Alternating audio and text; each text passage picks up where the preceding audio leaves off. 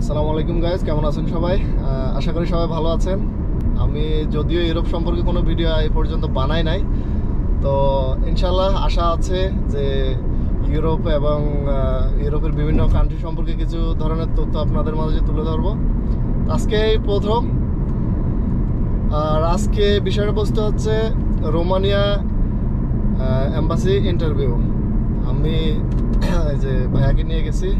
আসসালামু আলাইকুম ভাই, কেমন আছেন? আলহামদুলিল্লাহ, আপনি কেমন আছেন? এই তো আছি, আলহামদুলিল্লাহ ভালো আছি। আজকে ভাইয়ার রোমানিয়া ইন্টারভিউ ছিল। ইন্টারভিউ শেষ করে আমরা এখন বাসার উদ্দেশ্যে রওনা দিলাম। ইনশাল্লাহ যাচ্ছি, দোয়া করবেন। আয়োজন যাওয়ার পরে মানে ভিতরে কেমন লোক আজকে, মানে ভিড় কেমন ইন্টারভিউর জন্য? আজকে তেমন একটা ভিড় ছিল না, তো আমার সামনে 3-4টা লোক ছিল। যাওয়ার পরে আমি 3 নম্বরে সিরিয়াল আসছিলাম। তো ওখানে যাওয়ার পরে আমার 3টা প্রশ্ন করছে। আচ্ছা, প্রথম প্রশ্ন করছে আমার নাম কি। আচ্ছা, তখন আমার নাম আমি যেটা সেটা বললাম। দ্বিতীয় প্রশ্ন করছে আমি দুবাইতে কত বছর কাজ করছি, সেটা বললাম, যত বছর কাজ করছি। এখন পরবর্তীতে প্রশ্ন করছে 3 নম্বর প্রশ্ন, আমি রোমানিয়া কিসের জন্য যাইতেছি। তখন আমি বললাম যে ভালো টাকা কামানোর জন্য, আমি নিজের ফ্যামিলিকে সাপোর্ট দেওয়ার জন্য, এরকম ভাবে একটা বললাম, অ্যান্সার দিলাম। পরে বলো ওকে ঠিক আছে, তোমার ইন্টারভিউ শেষ, এখন আসতে পারো। আচ্ছা, তা বেশি প্রশ্ন করে না আসলে। এরকম আমি ইউটিউবে অনেক ভিডিও দেখছি যে আসলে অনেকেরই আছে অনেক প্রশ্ন করে না, আবার কিছু মানুষের আছে যে 15-20টা 30টা প্রশ্ন করে ফেলে। আসলে এটা দেখা যায়। আর ইন্টারভিউ তো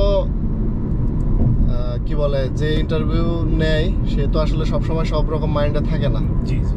এটা আর ওখানে এমনি আমি তো কখনো যাই নাই, আপনার কাছে আর কি পার্সোনালি জিজ্ঞেস করতে চাই বা এক্সপিরিয়েন্স নিজের নেওয়ার জন্য আর কি। ওখানে কাউন্টার কতগুলো আছে?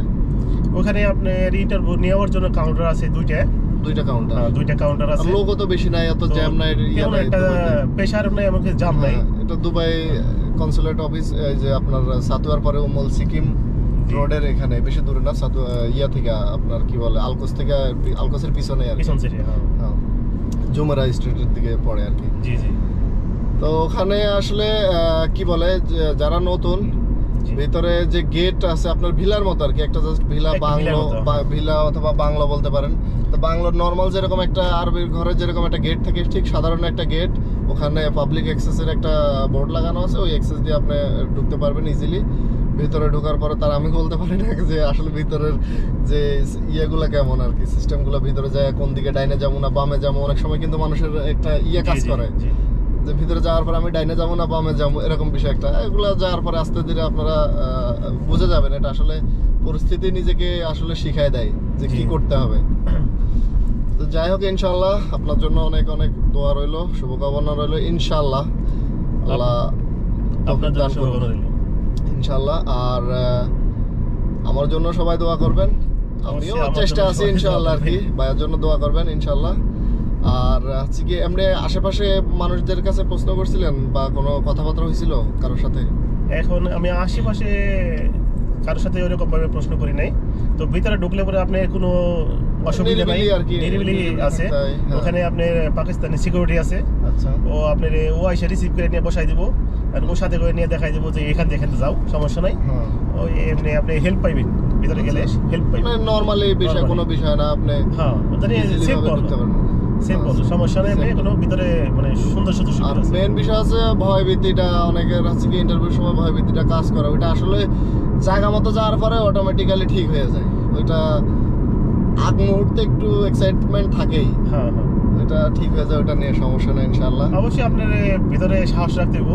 হ্যাঁ, সাহস তো অবশ্যই, হ্যাঁ, আল্লাহর উপর তো অবশ্যই ভরসা রাখতে হবে, দোয়া করতে হবে, দোয়া নিতে হবে, দোয়া চাইতে হবে আর কি। আল্লাহ ভরসা বাকিটা।